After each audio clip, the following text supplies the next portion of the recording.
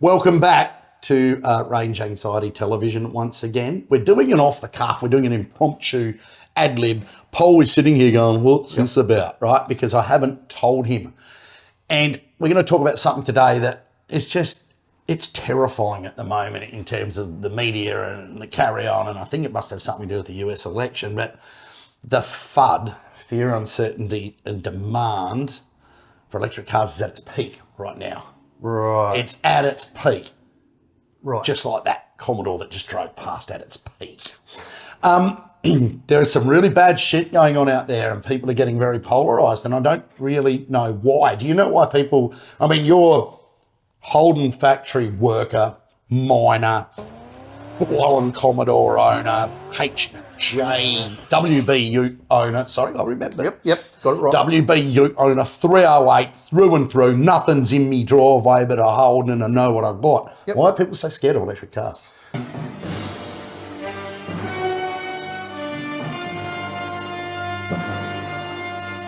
Marty, well, babe, Who? you've got to get that out. Forgot last time. I don't know why people are scared of EVs because let's face it, I don't know a great deal about them. I've not really had much. You've driven them. I've got in yours, and from day one, I want an EV. I'm not out there to try and save the planet, though. I don't mind. That's not my. If you were really Those enthused little about, kids need jobs too.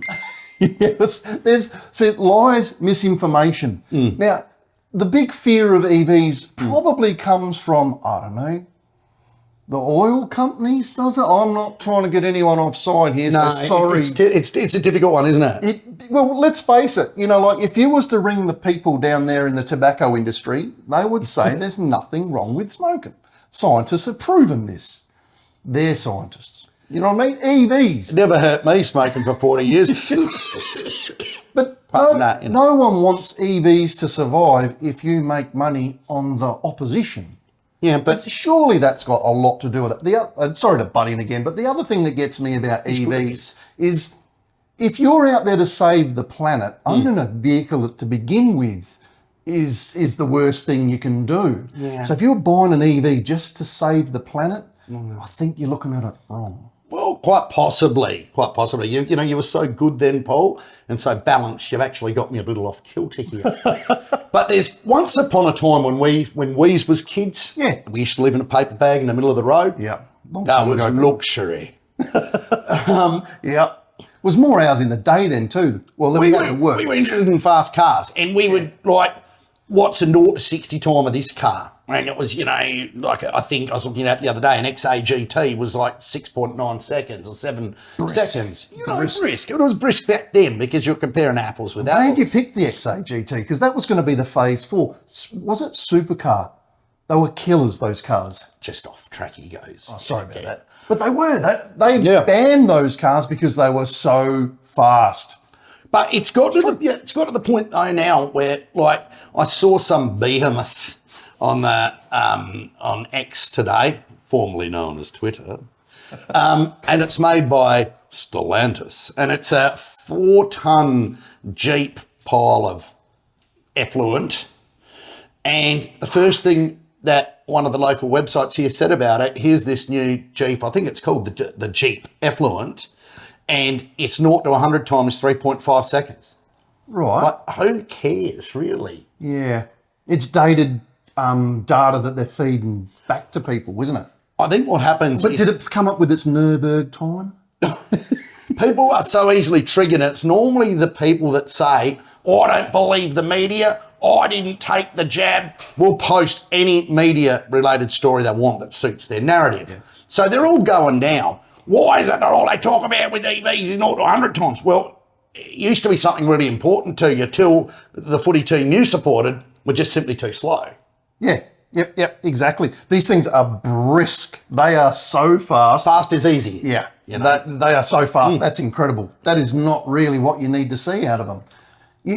When it comes to EVs, people just want to know the range now. Well, anxiety. Look, the most important thing with an EV is how fast it charges and how far it'll go. Yep. Right? They're all pretty bloody fast, right? Yep. Me, I look at the performance more than any of those metrics, but normal human beings don't.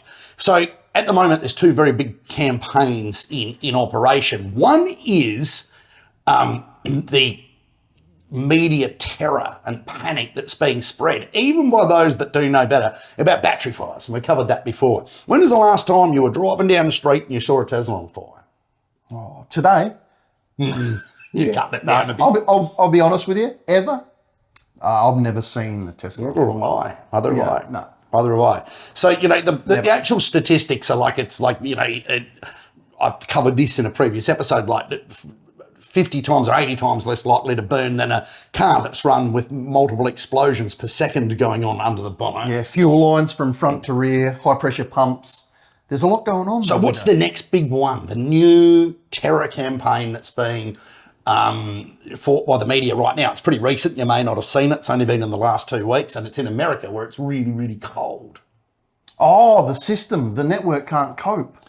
No. Yeah, I've been reading that if everyone went home from work and plugged in, the nuclear reactors will run out of electricity. I'm getting Forrest Whitaker eye here listening to that. Bit of crazy eye creeping in. Yeah, but no, the big one was in cold weather, the cars just stop. Oh, I did see that. And those stupid electronic door handles, you go up and they come out so that you can grab them. Have you seen what happens when they're frozen solid? You can't even get in your car, so it doesn't matter, you're not going anywhere. Well, that's wrong, because you get on your phone app and you go pre-open the door and go, dum, and kicks it open. See, I don't own an EV. Or you just turn it on to defrost mode and it heats the door handles so they come out. It's very efficient. All cars get frozen door handles. Yeah, but True. Believe me. It only affects EVs for some reason. You're exactly right. So here's my question to you. There was a bank of superchargers that went down in Chicago. They have a 99.8 uptime, the Tesla chargers normally. Right. A bank went down. So people went flat there and couldn't charge. My car won't charge. Right. So CBS, Fox, everyone jumped on it and said, look, all these EVs freezing, you cannot tune it. Winter, they're dead. Yep. Meanwhile, Norway, where 80% of cars are EVs, and it gets reasonable cold there, are like, we don't have any problems. Media are like, shush. Yep.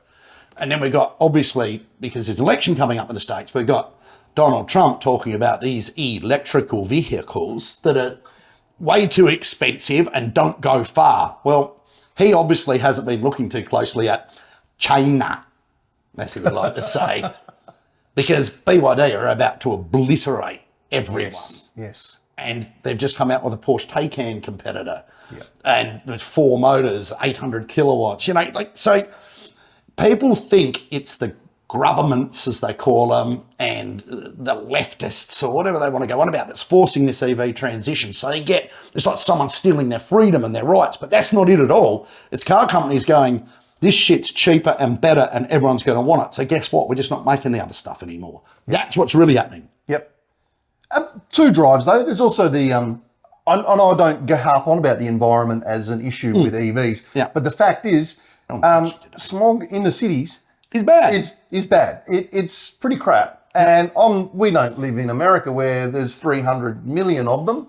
I'm sure driving around in LA any given time of the day, the air quality level would be pretty horrific. Well, I'm a bit older than you by about a month or 3 or 6 or something. 6. But I remember as a young man in my early 20s being at the top of Grand Junction Road and looking down over the ports. It was a smog blanket. Yeah, nice orange haze. Now, that was a lot of fertiliser plants and stuff like that, but cleaning up the air quality, I think, has probably made some people down that way live a fair bit longer, I would think. It used to be horrendous. Yeah, it definitely was. And let's face it, DPFs and, CAT converters, and that, they've all helped. They've all brought it down.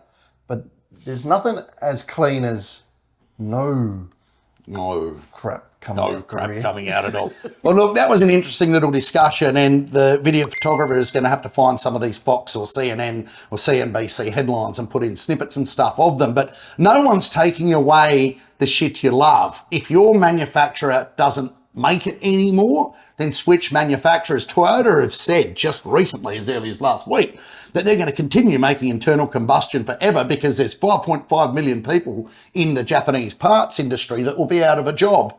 And people are addicted to the sight, sound, would you believe Toyota, they said smell of combustion engines. So So if you want to save the environment, just plant some trees and buy whatever the hell you like. Because all that stuff that comes out my tailpipe, it's tree food anyway, wanker. All right, well, thank you for watching Ranching Society, and I'll see you again soon. I'll be back in a week or so. Get to the chopper. Let's do it.